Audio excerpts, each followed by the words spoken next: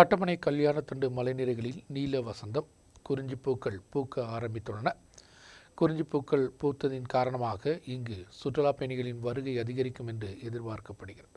மூணாரின் சொந்த நீலக்குறிஞ்சி உலகத்திற்கே ஒரு அதிசய காட்சிகள். 12 வருடத்திற்கு ஒருமுறை மட்டுமே பூக்கக்கூடிய குறிஞ்சி பூக்களை காண்பதற்கு பல்வேறு இடங்களில் லட்சக்கணக்கான சுற்றுலா பயணிகள் தான் மூணாரை வந்தடைவது. மூணாரில் ராஜமலைதான் நீலக்குறிஞ்சியின் உறைவிடம். கட்டப்படை கல்யாணத்தண்டு மலைநீர்களில் தற்பொழுது குறிஞ்சிகள் பூத்துள்ளன. இடுக்கி நீர்நிலையத்தின் அருகில் பூத்துக் கொள்ளக்கூடியவை கண்கொள்ளா காட்சிகள்.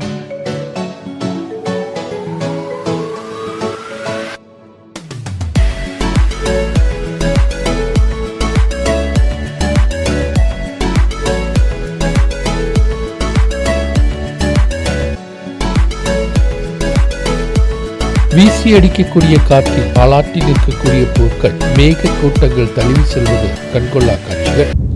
ലോകത്താകമാനം ഏകദേശം 450ഓളം ഇനം നീലക്കുറിഞ്ഞികളുണ്ടെന്നാണ് കണക്കുകൾ സൂചിപ്പിക്കുന്നത്. അതിൽ ഏതാണ്ട് 40% നമ്മുടെ ഇന്ത്യയിലാണ്.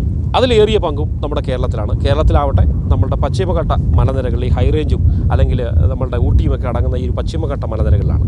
അതിൽ ഏറ്റവും പ്രധാനപ്പെട്ട ഒരു മേഖലയിലാണ് ഞാനിപ്പോൾ നിൽക്കുന്നത്. നമ്മളുടെ കട്ടപ്പനയ്ക്ക് അടുത്തുള്ള മുളകരമേട് മലനിരകളിലാണ്. ഇവിടുത്തെ ഇപ്പുറത്തെ ഒരു പ്രത്യേകത എന്ന് പറയുന്നത് ഇവിടെ ഇപ്പോൾ നീലക്കുറിഞ്ഞിയുടെ ഇനത്തിൽപ്പെട്ട ഒരു സസ്യം, നീലക്കുറിഞ്ഞി തന്നെ എന്ന് വേണമെങ്കിൽ പറയാം, അത്തരത്തിലൊരു സസ്യം പൂത്തു തുടങ്ങിയിട്ടുണ്ട്.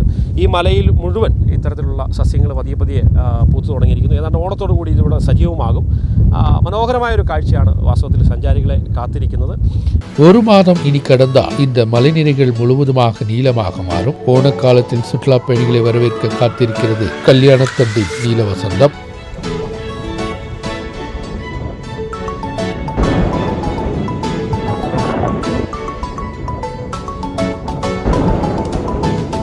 நியூஸ் பீரோ, கட்டப்பனை.